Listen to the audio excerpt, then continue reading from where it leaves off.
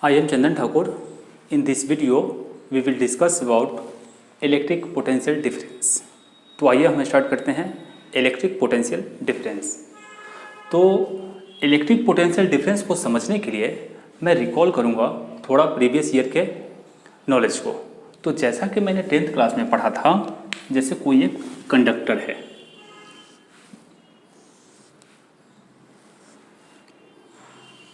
और उस कंडक्टर को मैं एक बैटरी से कनेक्ट कर देता हूँ।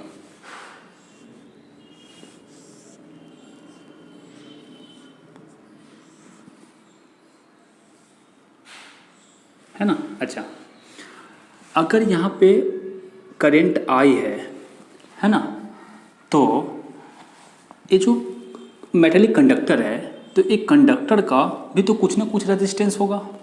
तो मान लेते हैं एक कंडक्टर का रेजिस्टेंस क्या है, आर, है ना। तो क्या होता है, एक यहाँ पे एक फॉर्मूला यूज होगा जो हम लोग जानते हैं, ओम्स लॉ। तो ओम्स लॉ क्या बोलता है, V = IR।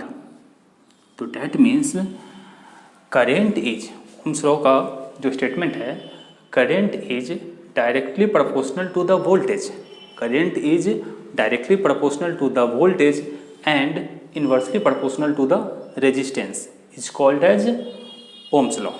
अच्छा, अब देखिए, तो यहाँ पे क्या होगा, वेयर V = वोल्टेज, जो हम लोग जनरली बोलते हैं, I is current, R is resistance. अच्छा, V जो है एक्चुअली क्या है, वो पोटेंशियल डिफरेंस है, जो पॉइंट है कंडक्टर के A वाले पॉइंट से लेकर और A वाले पॉइंट तक के बीच को हम उसको क्या बोलेंगे, पोटेंशियल डिफरेंस। अच्छा, यहाँ मैंने पोटेंशियल डिफरेंस समझ गया।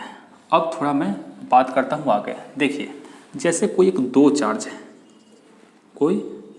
है, दोनों अलग अलग पॉइंट पे। अच्छा, यहाँ पे एक पॉइंट पे एक ही चार्ज डालता हूँ और एक पॉइंट को पे चार्ज नहीं डालता हूँ। तो देखेंगे, अगर पॉइंट A है और ये पॉइंट B है, अगर पॉइंट A से Q चार्ज को मैं फ्री स्टेट में छोड़ दूँ, अगर फ्री स्पेस में, तो क्या करेगा, मूव करेगा, है ना, फ्रीली मूव करेगा। तो अगर मूव करते करते अगर मान लीजिए ये पॉइंट यहाँ पे आ गया, पॉइंट B पे, तो यहाँ पे जो आएगा, तो इसकी काइनेटिक एनर्जी क्या होगी, इसकी काइनेटिक एनर्जी क्या होगी, वो हमको फाइंड करना है। तो जैसे ही हम काइनेटिक एनर्जी बात करेंगे, तो काइनेटिक एनर्जी फाइंड आउट करने के लिए हमको पॉइंट A से पॉइंट B के बीच का डिफरेंस पता होना चाहिए। हमको इसके बीच का अगर डिफरेंस अगर पता चल जाता है, तो मैं इजीली इसका काइनेटिक एनर्जी पता कर लूँगा।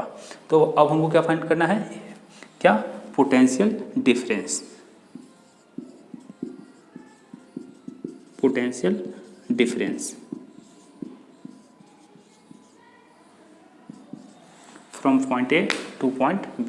अच्छा, अब देखेंगे थोड़ा इसको समझने के लिए। मान लेते हैं यहाँ पे कोई एक पॉइंट है A और एक पॉइंट है यहाँ पे B, है ना।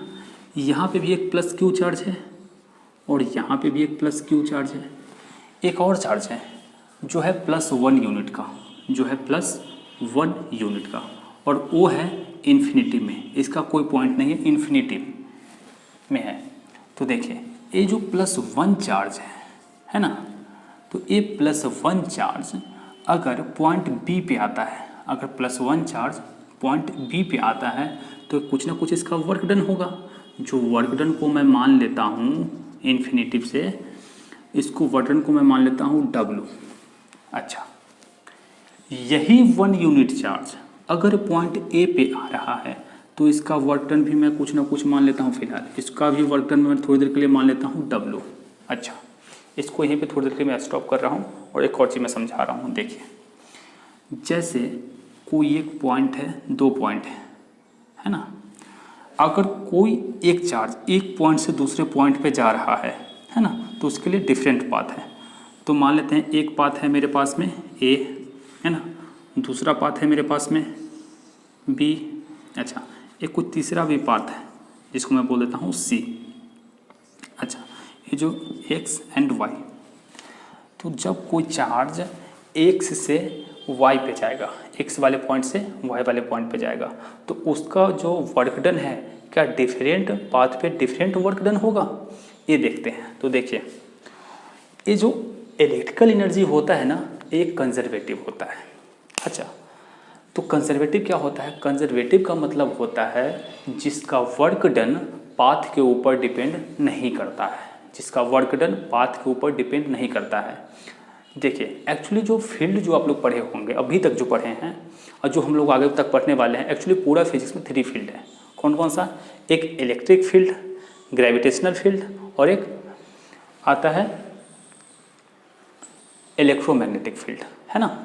Gravitational field, electric field and magnetic field, जिसमें से इलेक्ट्रिक फील्ड और ग्रेविटेशनल फील्ड आपको दिखाई देगा, बट मैग्नेटिक फील्ड नहीं दिखाई देता है। ठीक है, तो देखिए यहाँ पे मैंने समझ गया, किसी चीज़ का कंजर्वेटिव फोर्स का वर्क डन पाथ के ऊपर डिपेंड नहीं करता है। तो देखेंगे, अगर एक से अगर ए वाले पाथ से जाएगा तो इसका भी वर्क डन क्या होगा? W। अच्छा, एक्स से अगर बी होते हुए वाई पे जाए तो इसका भी वर्क डन क्या हो जाएगा? W। अगर यहाँ से यहाँ पे जाएगा तो इसका भी वर्क डन क्या हो जाएगा? W। डैट मीन्स किसी भी पाथ, कोई भी पाथ से जाए पॉइंट वाई पे तो सबका वर्क डन क्या होगा? W ही होगा। अच्छा, अब देखेंगे, जो अब मैं पॉइंट इन्फिनिटी से पॉइंट P पे जो वर्क डन हुआ है उसको मैं मान लेता हूँ W1, है ना।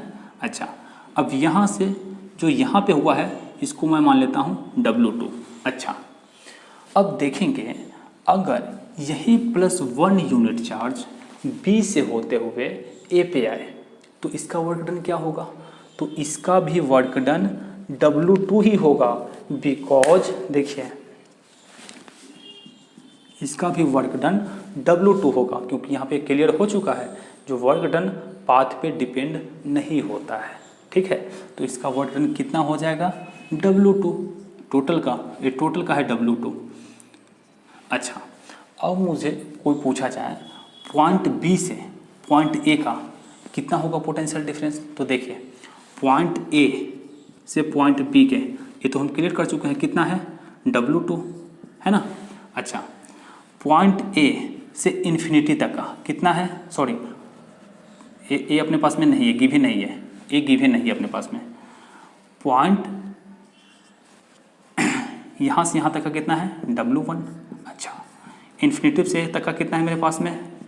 W2, है ना। तो मैं यहाँ से यहाँ फाइंड आउट कर सकता हूँ ना, क्या हो जाएगा? W2 minus W1, clear. तो यहाँ पे क्या हो जाएगा? W2 माइनस W1, कहाँ से कहाँ तक? A से लेकर B तक। ठीक है,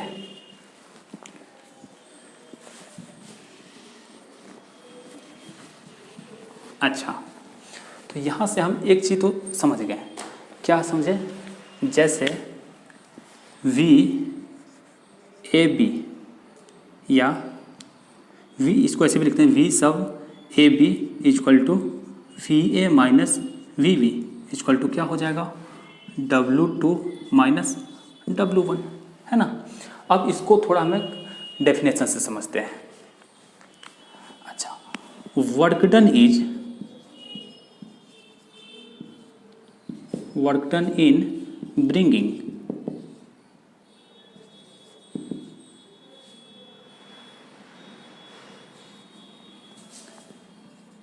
unit charge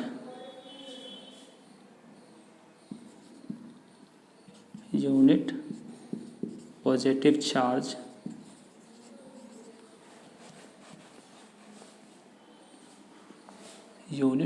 positive charge from point A two point B। अच्छा, हो गया। Work done in bringing unit positive charge from point A two point B। अच्छा, यहाँ पे हम देखेंगे तो हमने क्या फाइंड किया है? Electric potential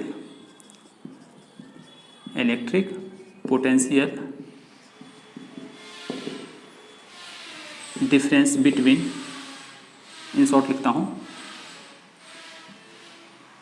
between from point A two point B। अच्छा, यहाँ पे क्या बोले हैं? Difference, electric potential difference. Electric potential difference का मतलब ये है, जैसे यहाँ पे मान लीजिए अगर यहाँ पे 5 यूनिट है और यहाँ पे 2 यूनिट है, तो हम बोलेंगे दोनों के बीच का कितना डिफरेंस है, तो 5 माइनस 2 इक्वल टू कितना, 3 वोल्ट। अच्छा, यहाँ पे अगर 5 वोल्ट है और यहाँ पे 3 वोल्ट है तो क्या होगा difference, 3 minus 5 minus 3 equal to 2 volt, है ना। अगर यहाँ पे 7 रहता है, यहाँ पे 5 रहता है, सिमिलरली मतलब हायर माइनस लोअर हम करके उसका डिफरेंस हम पता कर लेते हैं। ठीक है, तो यहाँ तक तो हमारा एक क्लियर है। अब थोड़ा मैं इससे आगे बात करता हूँ।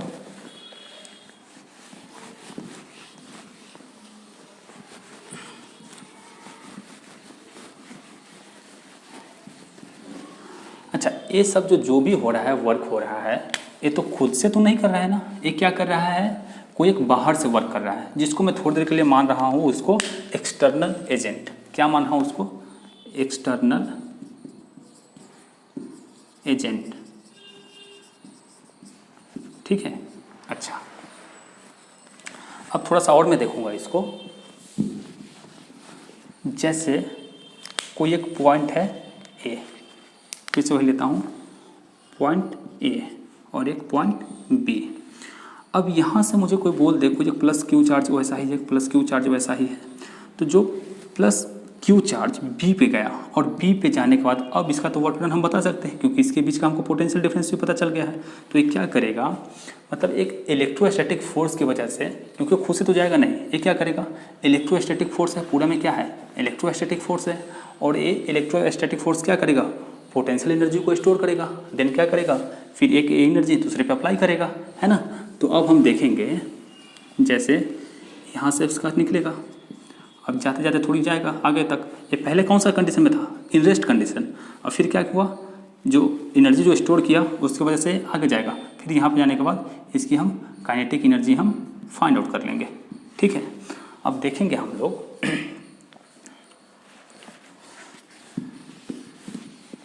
जो अगर यहाँ पे कोई एक प्लस क्यू चार्ज है ना, जो है पॉइंट ए पे, यहाँ पे भी एक प्लस क्यू चार्ज है जो है पॉइंट बी पे।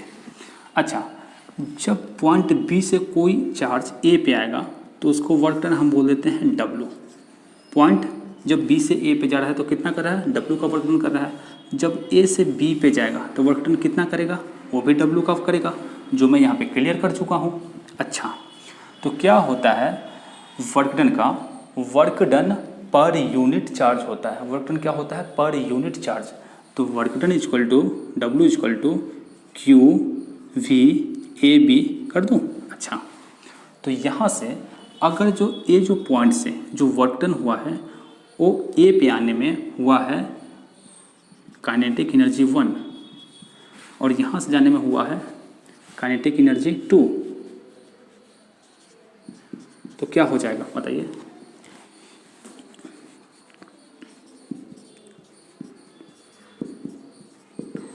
क्या हो जाएगा, V A minus V B, है ना। तो यहीं से हम ए फाइंड आउट कर लेंगे, या ए ना दे के डायरेक्ट आपको क्या देना है अब, क्यू वी ए बी, है ना।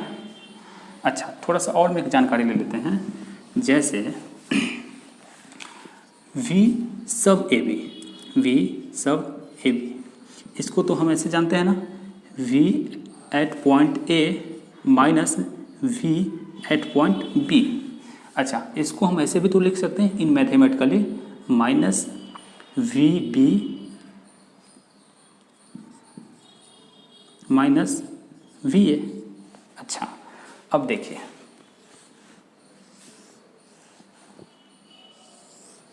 एक और चीज, इसी को लिखता हूँ वी ए बी, है ना। तो वी ए बी को अगर हमको इस करंट के डायरेक्शन को चेंज करना हो तो क्या कर देंगे, हम इसको उल्टा करना हो तो कर देंगे माइनस वी बी ए, है ना।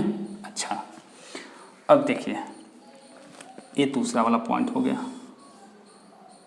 एक और चीज़ देखते हैं, अगर एक पॉइंट है और उस पर चार्ज है x और एक दूसरा पॉइंट है जो है point y, point x and point y। अब देखिए अगर यहाँ पे मुझे लिखना हो अगर 2 वोल्ट, है ना, दोनों के बीच में है 2 वोल्ट, तो क्या लिखेंगे VXY इक्वल टू 2 वोल्ट। तो देखिए अगर अगर पोटेंशियल डिफरेंस हो, डेट मीन्स एक 2 वोल्ट का मान ले, एक 5 वोल्ट का, तो क्या होगा, उसको यूनिट जो वोल्टेज है वो तो सेम रहेगा, बस न्यूमेरिक क्या होगा, एरिया सब्सट्रैक्ट होने वाला है। तो क्या करेंगे, ये 2 वोल्ट का 2 वोल्ट वैसा ही रहेगा, बट मैं अब इसके डायरेक्शन को मैं चेंज कर देता हूँ। पहले मैंने क्या किया, x to y, अब करते हैं y to x। तो क्या हो जाएगा, VYX इक्वल टू क्या होगा, -2 वोल्ट। ठीक है, तो ऐसे करके मैं समझ गया जो इलेक्ट्रिकल पोटेंशियल डिफरेंस क्या होता है। तो आज के लेक्चर में मैं इतना ही रहने देता हूँ, नेक्स्ट वीडियो में और हम आगे की बात करेंगे। Thank you.